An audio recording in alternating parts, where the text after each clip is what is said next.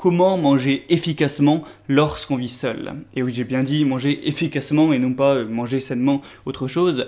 C'est-à-dire que moi, ça fait maintenant pas mal d'années que je vis tout seul et j'ai rencontré pas mal de problèmes. C'est-à-dire que, premièrement, manger tout seul, c'est chiant. C'est-à-dire que t'es pas comme quand tu vis encore chez tes parents ou que t'as des enfants ou que t'es en couple, t'es pas dans un moment convivial où t'es avec tes proches et tu discutes tout ça, t'es tout seul en face de ton assiette, t'as personne à qui parler.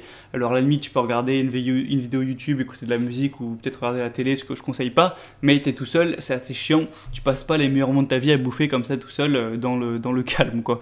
Ensuite ça te prend beaucoup de temps et d'énergie de penser à ce que tu vas bouffer, de devoir faire à bouffer, de devoir servir, de devoir manger, de devoir après faire la vaisselle si comme moi t'as pas de lave-vaisselle.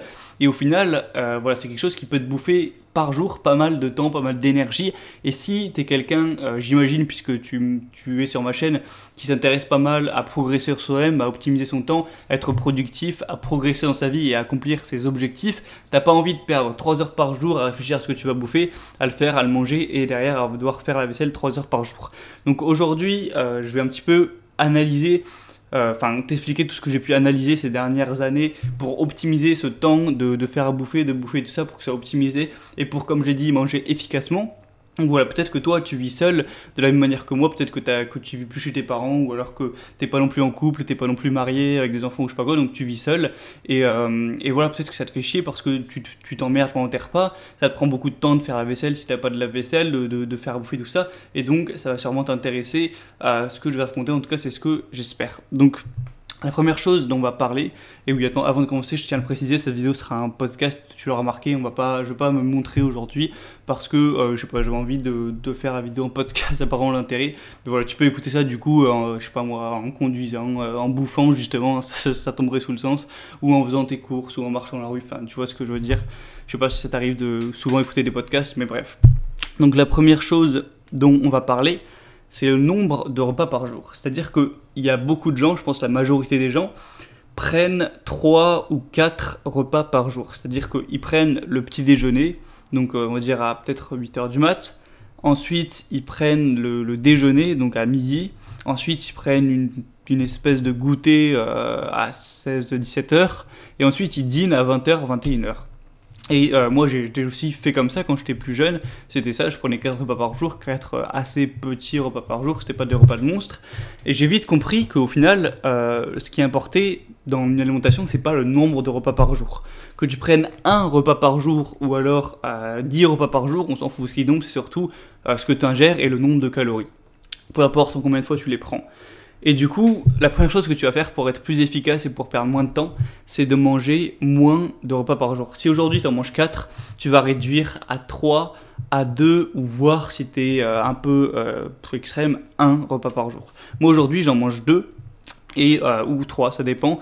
Mais en tout cas, il y a 2 repas où j'utilise les casseroles, les poêles et tout. Après, le 3e repas, c'est un peu un petit bonus, on va dire. Donc, je vais te raconter ça tout de suite. Je vais me mettre à l'écran une sorte de petit emploi du temps. Ce sera plus simple pour toi de te représenter. Donc, moi, en ce moment, je me lève vers peut-être à 8h, ces eaux-là. Peut-être un petit peu plus tard que la moyenne, et donc directement, au bout de peut-être 30 minutes ou 1 heure, je vais prendre mon petit-déj, donc le premier repas, et je le prends parce que voilà, j'aime bien avoir de l'énergie dès le début de la journée, et parce que je fais mon sport quelques heures après, du coup c'est intéressant que j'ai quand même des glucides à brûler, quoi. Du coup voilà, premier repas. Ensuite, du coup, je vais faire ma séance en général vers peut-être 13-14 heures, on va dire 14 heures. Donc quelques heures quand même après que j'ai pris mon petit-déj. Et là, je vais prendre mon gros repas de la journée. Donc ça va être un repas assez consistant avec beaucoup de calories, avec souvent de la viande, des féculents, des légumes. Donc ça va être un petit peu le repas principal où il va y avoir plus de 50% des calories de la journée. Donc vers 14-15 heures. Alors je tiens à le préciser dès maintenant, voilà, toi peut-être que tu as un taf ou que tu es étudiant ou quoi, et que tu veux pas manger aux heures que tu veux, mais évidemment à toi d'adapter en fonction de ton emploi du temps, hein. Moi je fais un peu ce que je veux vu que je suis libre, mais voilà, à toi d'adapter. Et du coup, 3e repas, alors ça c'est pas vraiment repas, je fais pas cuire des choses à la poêle, à la casserole et tout, c'est juste un peu un petit truc pour pas avoir faim le soir, c'est-à-dire que je prends juste du pain de mie comme ça avec des rillettes et peut-être quelques amandes, donc voilà, c'est un mini repas on va dire, souvent je le prends vers peut-être 19h quoi. histoire voilà, de pas avoir faim. Et t'as vu que j'ai disposé les repas avec le plus gros repas en plein milieu, c'est-à-dire que j'ai ma séance de sport le matin ou le midi, donc je mange un peu pour avoir de l'énergie, après je mange beaucoup pour me ressourcer du sport que j'ai fait, et pour avoir de l'énergie pour le reste de la journée, et je mange un petit peu le soir, histoire de pas avoir faim avant de dormir. Mais voilà, c'est pas une hyper bonne chose de prendre l'énorme repas juste avant de se coucher, parce que l'énergie, t'en auras pas énormément besoin pour dormir. Après, tu fais ce que tu veux, et moi c'est ce que je te conseille. Donc voilà, déjà réduis le nombre de repas par jour, tu verras que ce qui compte c'est pas le nombre de repas, c'est les calories, donc si tu manges assez de calories, tu n'auras pas faim, même si tu prends un seul repas par jour normalement. Après c'est un petit peu compliqué d'ingérer tout un repas en une journée, enfin toute une journée en un repas plutôt. Donc ouais, 2 repas c'est peut-être le bon chiffre, genre tu manges en te réveillant et tu manges un peu au milieu de la journée, je trouve ça que c'est un bon compromis. Et comme tu peux faire comme moi au pire juste avant de dormir pour pas avoir faim, tu prends quelques petits trucs à bouffer sans faire un gros repas. Ensuite, donc deuxième chose, deuxième technique pour gagner du temps, c'est entre guillemets de manger la même chose. Alors ça veut pas dire que chaque jour, chaque repas je mange typiquement la même chose, mais c'est un peu ça. Déjà, le petit déjeuner, c'est toujours la même chose. Ça, par contre, tous les jours, je vais manger la même chose. Donc, d'ailleurs, je t'ai pas dit ce que c'était. Je fais une sorte de galette, un mélange avec un yaourt à la grecque, du cacao, du flocon d'avoine et des blancs et des jaunes d'œufs. Donc voilà, c'est assez sain. Et je vais mettre un peu du sirop d'érable pour que ce soit bon. Et voilà, ça, je vais le manger tous les jours. Ensuite, le repas du soir, pareil. Donc, c'est des pains de mie avec des rillettes, de saumon, de thon, des amandes, des pistaches, enfin des noix, quoi. Ça aussi, je vais manger un petit peu, ou alors un fruit aussi, et je vais le manger pareil tous les jours. Je vais juste changer peut-être le fruit ou la sorte d'oléagineux, enfin de noix que je vais manger, je vais changer ça. Mais par contre, le gros repas donc principal de la journée, ça va changer fréquemment, c'est-à-dire que ça va changer peut-être 3 fois dans la semaine. Un coup, je vais me faire des poivrons avec du poulet et des tortillas ou quoi. Un coup, je vais me faire des steaks avec des pâtes et des brocolis. Et un coup, je vais me faire du thon, du riz et des haricots verts, tu vois. Donc ça, je vais quand même le changer, histoire voilà, d'avoir un petit peu tous les nutriments et pas non plus de bouffer la même viande tous les jours, tu vois ce que je veux dire.